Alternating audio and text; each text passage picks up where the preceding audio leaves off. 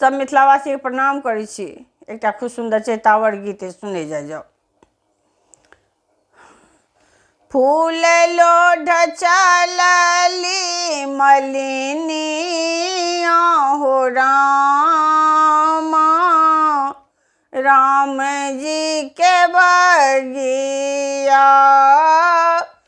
फूल लोढ़ चलली मलिनिया हो रामा, राम जी के बगिया। राम जी के बगिया हो राजा जी के बगिया। राम जी के बगिया हो राजा जी के बगिया। फूल लोढ़ चलली मलिनिया हो रामा, राम जी के बगिया। फूल लोढ़ चलली मलिनिया हो रामा, राम जी के बगिया। खोइचा भरी लोढ़ल डाली भरी लोढ़ल, खोइचा भरी लोढ़ल डाली भरी लोढ़ल। आबि गेलै राजा रखबरबा हो रामा, राम जी के बगिया। आबि गेलै राजा रखबरबा हो रामा, राम जी के बगिया। फूल लोढ़ चलली मलिनिया हो रामा, राम जी के बगिया। लोढ़ल फूल मोरा देल छिड़ियाई, लोढ़ल फूल मोरा देल छिड़ियाई।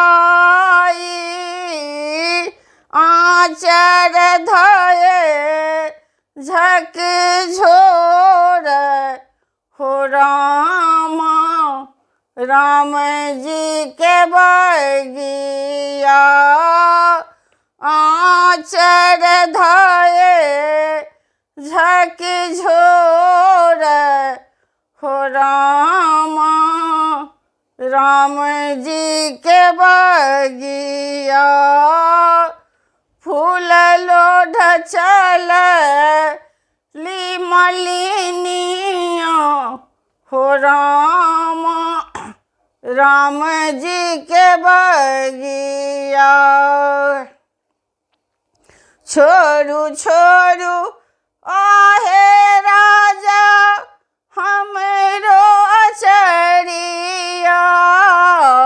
छोड़ू छोड़ू आहे राजा हमरो अचरिया।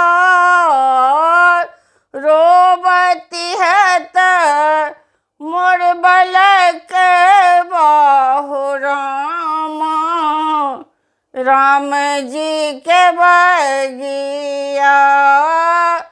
रोबती है त मोर बलकबा हो रामा, राम जी के बगिया। फूल लोढ़ चलली मलिनिया हो रामा, राम जी के बगिया।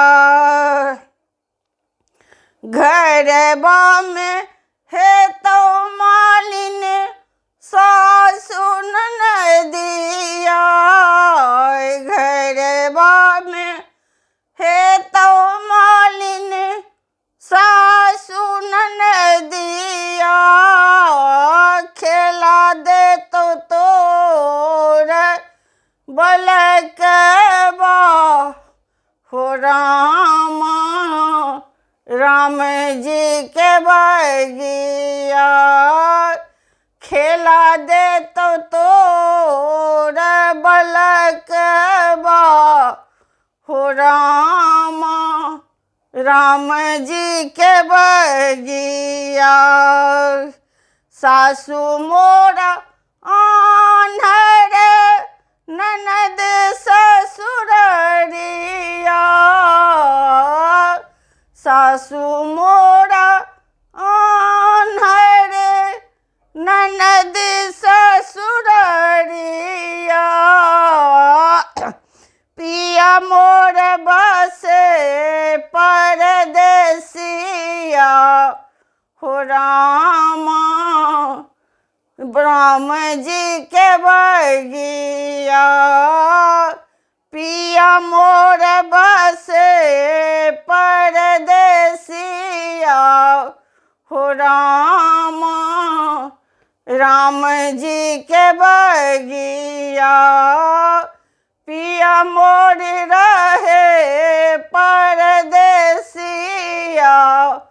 हो रामा, राम जी के बगिया।